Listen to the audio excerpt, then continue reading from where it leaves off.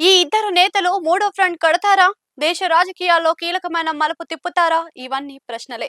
ఇంకా చెప్పాలి అంటే ఊహాగానాలే కూడా. ఎందుకంటే ఈ ఇద్దరు రాజకీయంగా మంచి స్నేహితులు అని ప్రచారంలో ఉన్న ప్రస్తుతం ఈ ఇద్దరు రాజకీయాలు కొంత ప్రతికూల వాతావరణంలో సాగుతున్నాయి. ఇద్దరు మాజీ సీఎంలు అయ్యారు. ఇద్దరు విపక్షంలోనికి వచ్చేశారు. రెండు చోట్ల బలమైన ముఖ్యమంత్రులతో పోరాటం చేయాల్సి వస్తుంది. దానికి తోడు ఇద్దరి రాజకీయం ప్రత్యర్థులు వేరుగా ఉన్నారు.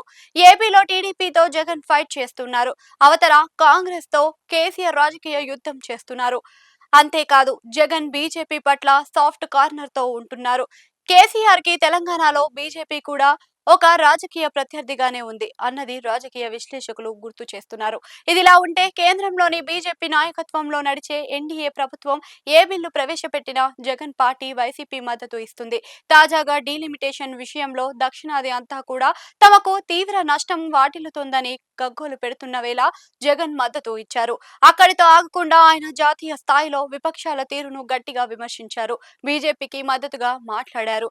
ఇదే ఇదే మరింతగా న్యూట్రల్ రాజకీయ వర్గాలకు సైతం ఆగ్రహం కలిగేలా చేసిందని అంటున్నారు.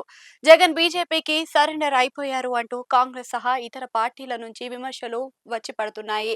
ఈ నేపథ్యంలో వైఎస్ఆర్ కి అత్యంత సన్నిహితుడు జగన్ వైసీపీని పెట్టిన తొలి నాళ్లలోనే ఆయనతో కలిసి పనిచేసిన మాజీ ఎమ్మెల్యే సీనియర్ నాయకుడు గోనె ప్రకాష్ రావు అయితే జగన్ తీరును పూర్తిగా తప్పుపట్టేశారు. జగన్ ఉంటే ఎన్డీఏలో ఉండాలి, లేకపోతే ఇండియా కూటమిలో ఉండాలి. అటు ఇటు కాకుండా ఏమిటి రాజకీయ వైఖరి అంటూ గోనె దుయ్యబట్టారు. కాంగ్రెస్ కి మద్దతు ఇవ్వడం ఇష్టం లేకపోతే కేసీఆర్ తో కలిసి జగన్ మూడో ఫ్రంట్ ఏర్పాటు చేసుకోవచ్చు కదా అని కీలక సలహా కూడా ఇచ్చారు. మీ ఇద్దరు మిత్రులే కదా అని కూడా అన్నారు. ఈ విధంగా బయట ఉంటూ ఎన్డీఏకు మద్దతు ఇవ్వడమేంటి అని ఎకసెకమాడారు. గోనె ప్రకాష్ రావు ఇచ్చిన సలహా బాగానే ఉన్నా అది కుదిరే పనేనా అని అంటున్నారు.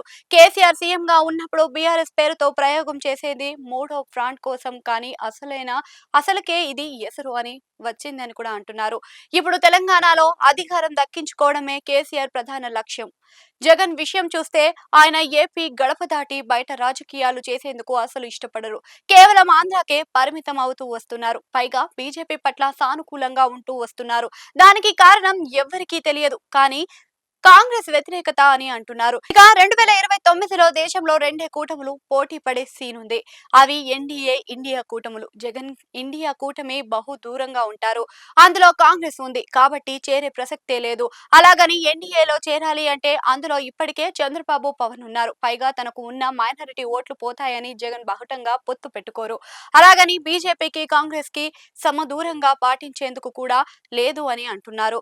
మొత్తం మీద జాతీయ స్థాయిలో వైసీపీది ఒక నిలకడలేని రాజకీయం అని ప్రత్యర్థులు విమర్శిస్తున్నా వైసీపీ అధినాయకత్వం మాత్రం తన రూటే సపరేటు అంటుంది. సో మూడో ఫ్రంట్ ముచ్చట అయితే జగన్, కేసీఆర్లు చేసేది ఉండదనే అంటున్నారు. ఒకవేళ బీజేపీ ఓటమి చెంది కేంద్ర రాజకీయాల్లో మూడవ కూటమిగా ఎవరైనా ముందుకు వస్తే అందులో వైసీపీ కీలకంగా వ్యవహరించవచ్చు అని అంటున్నారు. అలాంటి కూటమికి కేసీఆర్ మద్దతు కూడా ఉండే ఛాన్స్ ఉందని అంటున్నారు.